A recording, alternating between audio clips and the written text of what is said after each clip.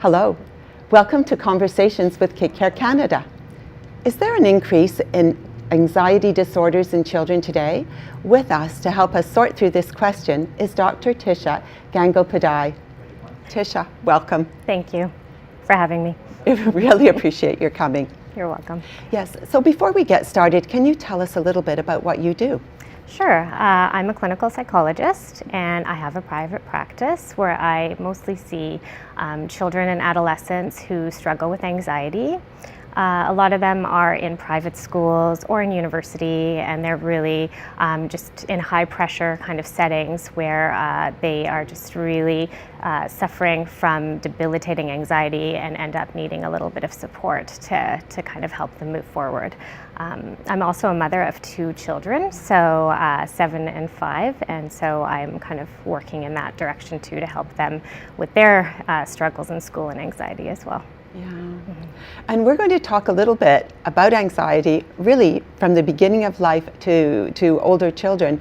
But our focus today is going to be on what's happening with children who are really school-age children in primary school or in high school. Okay. So this may sound like an odd question, but how do we know if somebody has an anxiety disorder? I think the most important thing is to remember that anxiety is a very normal emotion. Everybody feels anxious, and anxiety is in fact a protective mechanism that our bodies have to tell us that there might be danger, some signal to us that we need to react in some way. So a little bit of anxiety is quite normal.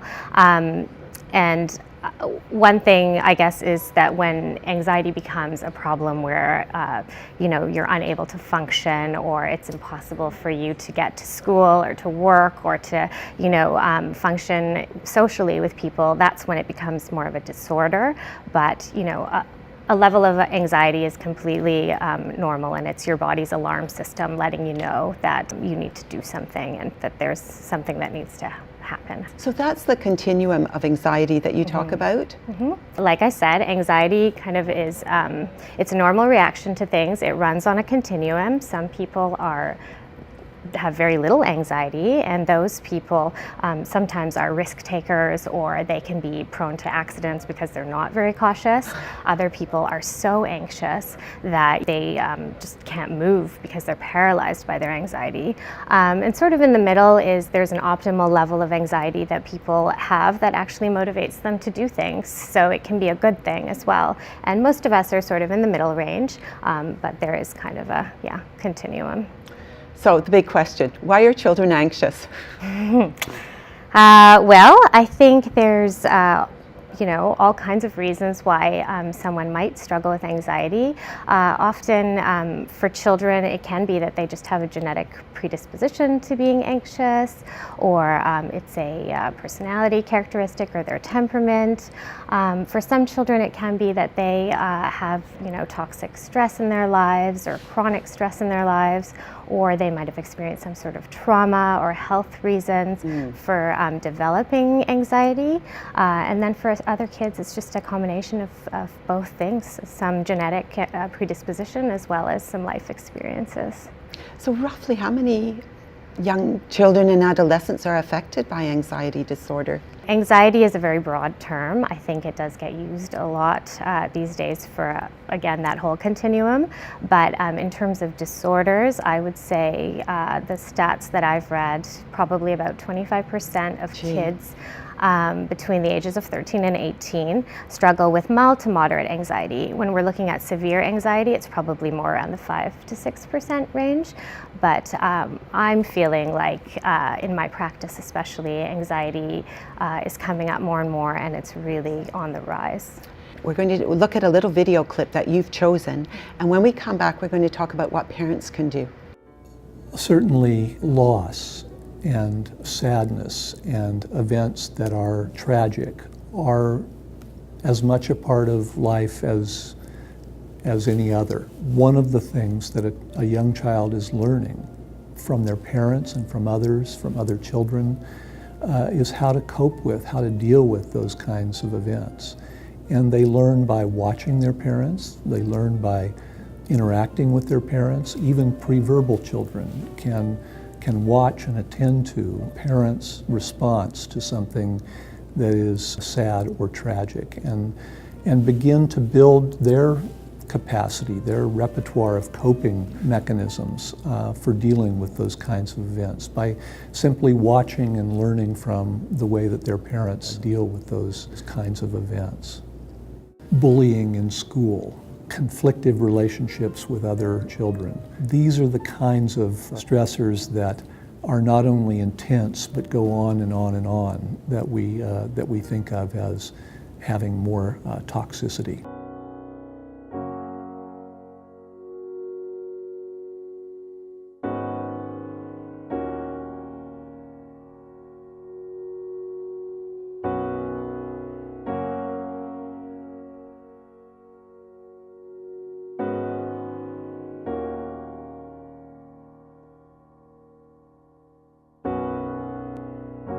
In that video, Dr. Boyce talks about the importance of parents modeling how to handle stress. I think that is the key, really. Parents are children's first teachers. You know, from birth, kids are watching everything that their parents are doing. And so modeling for them how to react to stress, how to cope with stress can be a very important teaching tool for kids to learn about anxiety. Is there something that you've noticed that is contributing to this increase in anxiety? I think that we are living in a really anxious world right now. You know, we're constantly being bombarded with messages about, you know, war and disaster, and so with social media and with the internet, we really just don't have much downtime or time to kind of unplug and not get those messages. So I really do think that parents are struggling. They're working really hard. They're, you know, trying to hold down 2 jobs and take care of their kids. Kids are spending less time with their parents, and as parents struggle and are anxious, that can have an effect on how kids end up sort of having some anxiety as well. We've talked a little bit about extracurricular activities off camera. What do you think about that? Well, I think that extracurricular activities are really important, but there is this tendency, I think, right now for parents to overschedule their kids. You know, we want them to be in swimming and in dance and in gymnastics. You know, I've done the same thing to my kids, and I think sometimes we forget that it's really important for kids to have time to kind of play and have unstructured activity, time to use their imagination without adult sort of intervention and guidance. So I think there is a tendency to overschedule. And as well, I think the other thing that contributes is lack of sleep. So kids are not getting enough sleep, and those 2 things can have an effect on how anxious they are. So sports, what about sports? Sports are kind of, it's double-edged. On the one hand, I think sports, team sports or other activities can be amazing for children. It helps them to build coordination and kindness and cooperation and learning how to win and to lose and be part of something bigger than themselves, and that's amazing. But I think sometimes parents will put a lot of pressure on kids to be in team sports, and it's not for every kid. So really knowing your kid and listening to your kid and making sure that you're helping them to figure out what their interests are is, I think, important, and understanding that not every child is going to be a team sport player, but that they probably have some strength that you just need to figure out where to guide them. So I think we're aware that in team sports, sometimes the parents get very involved. Do you have anything to say about that? Yeah, and this is where role modeling, I think, comes in. I think parents sort of showing kids how to be some good sportsmanship, you know, being appropriate and not focusing always on the winning, but on the process, making sure that kids can just enjoy the activity without that pressure, and remembering that how parents react, like when, you know, going up to a coach and yelling at them after a game, going to have an effect on how your kid learns about behaving in that setting, or, you know, after a music recital, picking out all the things that the child did wrong, rather than kind of just encouraging them, can be problematic. So really focusing for parents on their reactions and just helping kids to enjoy the process. This is hugely important. So what's your approach? What do you do with your kids? My kids, we have a rule in my family.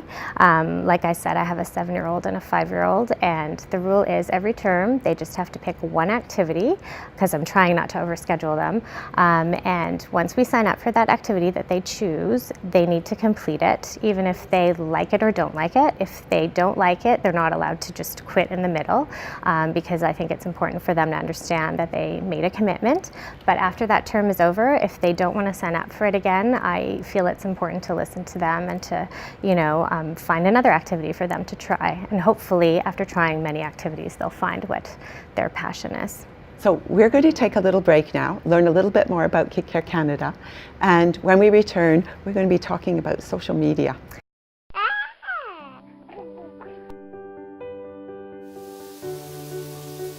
A child's early years are foundational for lifelong mental and physical health.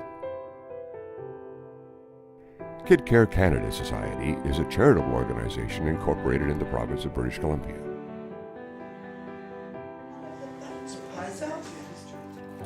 We seek to empower families to raise their children to be socially and emotionally healthy, and ensure families and those who support them have easy access to relevant, current research at no cost to the end user. Our appealing videos, now being captioned in various languages, feature world-renowned experts and real families.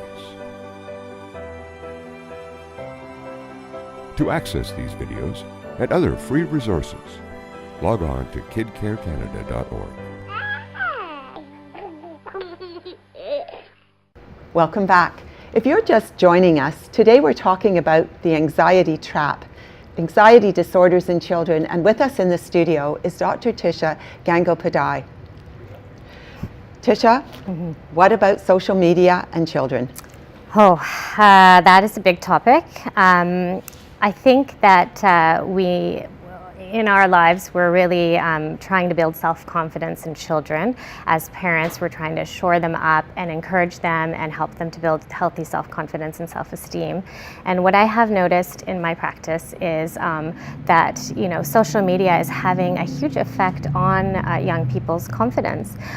They are spending a lot of time on devices, looking at other people's pictures and posting their own things and waiting for how many likes they're getting and how much interest they're getting in the things that they're putting, and that is really having an effect on whether they feel good about themselves. So on days where they've posted something and they're getting thumbs up, they're feeling good. On other days when they're not getting as much interest, it has an effect.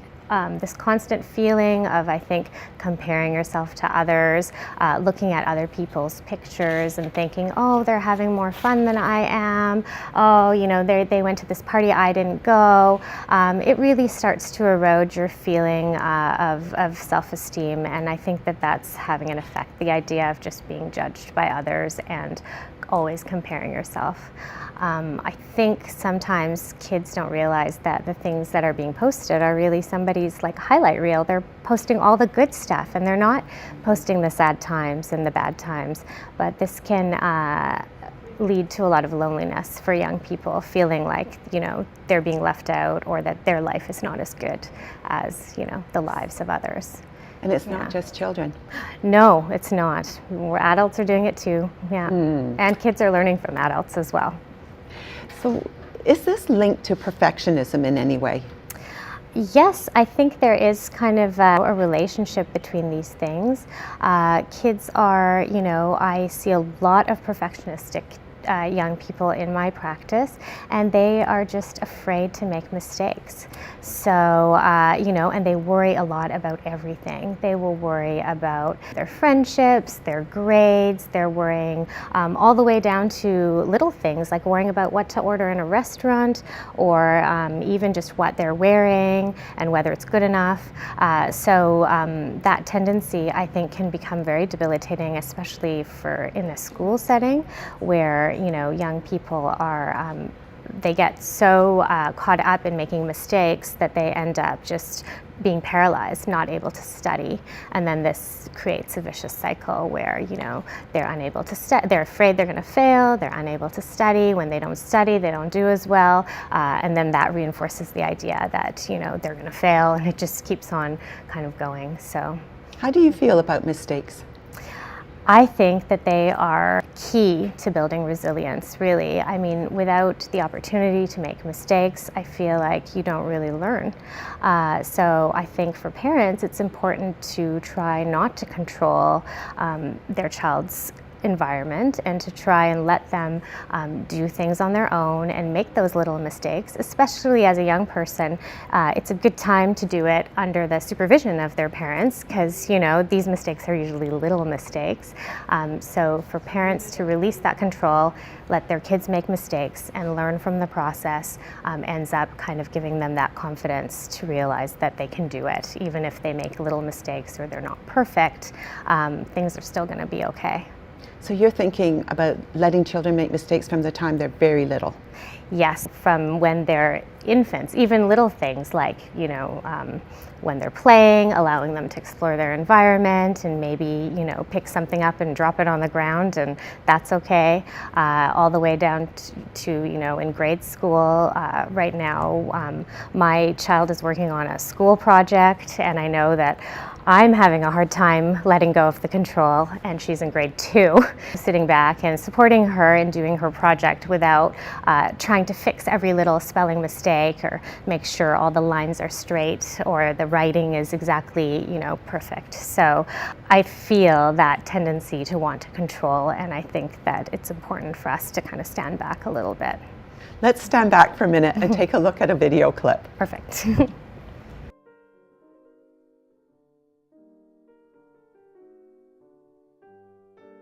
All parents have arguments once in a while, and thankfully there's enough plasticity built into human development that we don't really worry about occasional low-level stressors. And in fact, there is something to say for the benefits of having some stressors and challenges, even in the life of a young infant, because they learn from that. They learn how to cope with the world. The world is full of adversity, and all of our lives periodically experience some kind of manageable stressor. So exposures to those kind of stressors is actually good. The toxic stressors are those that are more severe and that go on for longer periods of time, have more chronicity, and those are the ones that we worry about.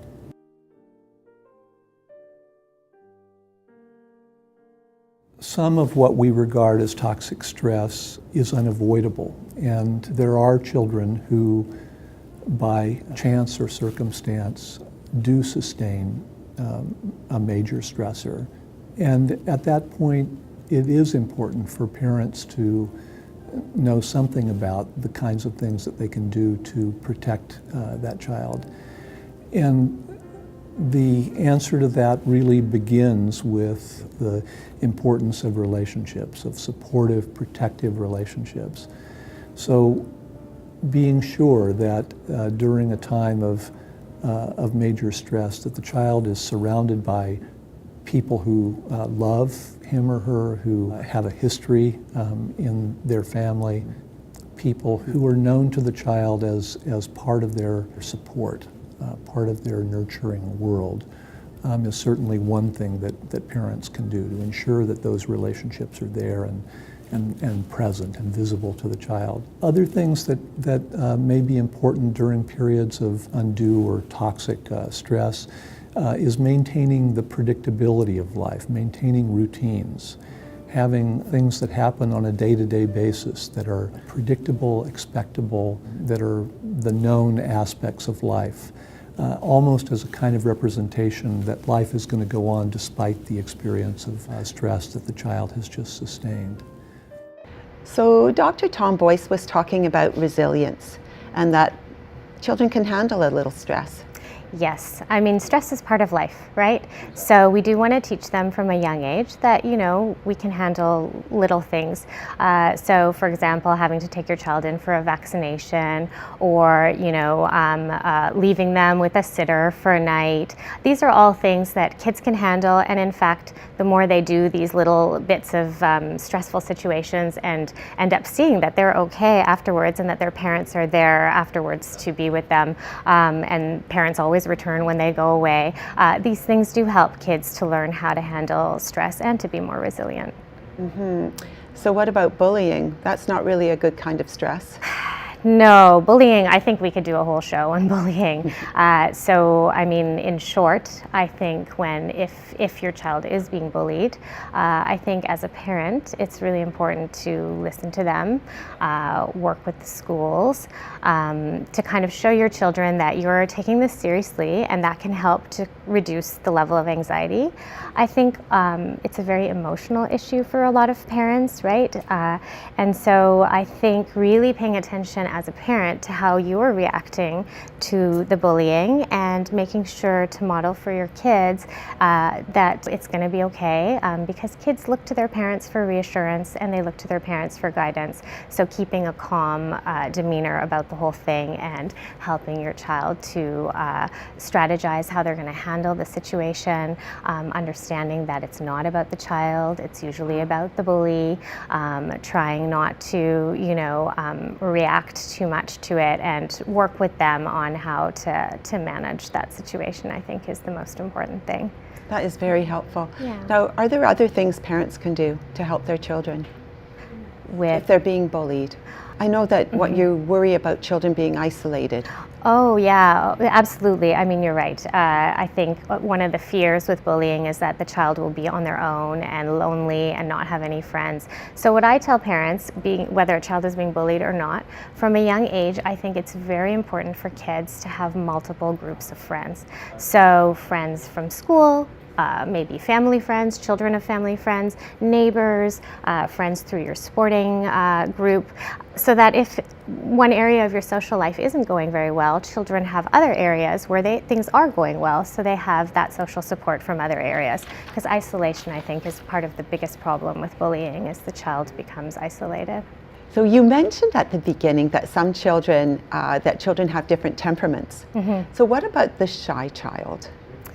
Yes, with the shy child, I think with parents it's hard because you have this tendency to shelter them maybe a little bit, but letting them know that, making maybe play dates more one-on-one, or slowly introducing them to new people rather than throwing them into big social situations, remembering that all children need connection, even shy children, but doing it at their pace rather than sort of maybe at your pace, and making sure that they have downtime to also re-energize and have quiet time alone as well, because shy children often need that to reset.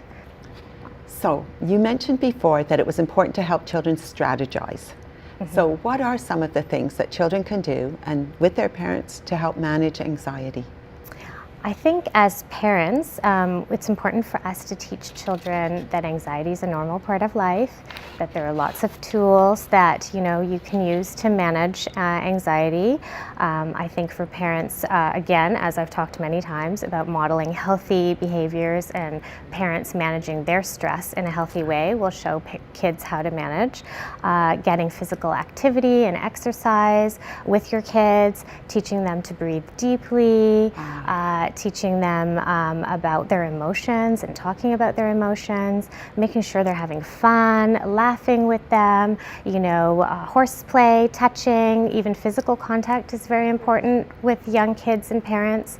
All of those things, I think, encourage kids to learn that there are ways to manage anxiety if they're feeling it, and that parents are there to help them. And a final message that you might have? I guess the final message would be that, we all do feel anxiety at times, and there will be times where we have high levels of anxiety, but just to remember not to latch onto it and maybe not to take it too seriously, and just try to ride the wave, because anxiety is going to come and go in our lives.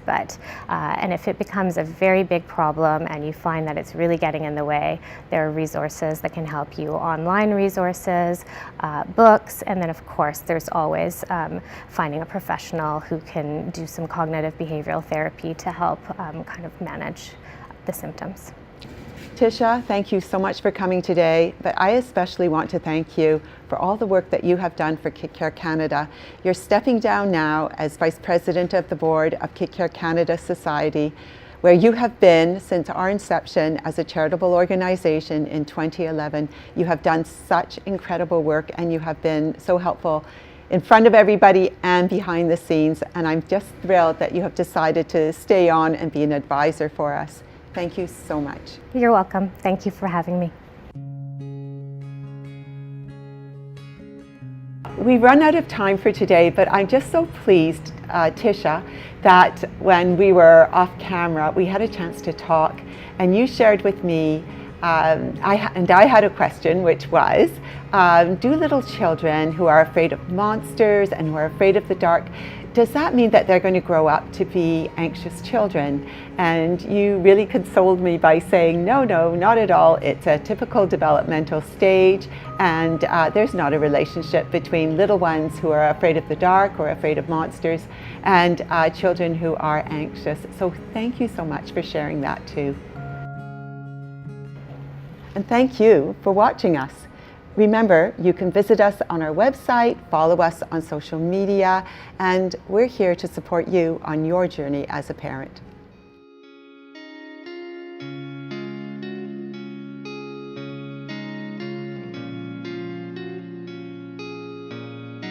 As we define nurture in our book, ABCs for New Parents, nurture is the care and encouragement we give our babies to grow and develop.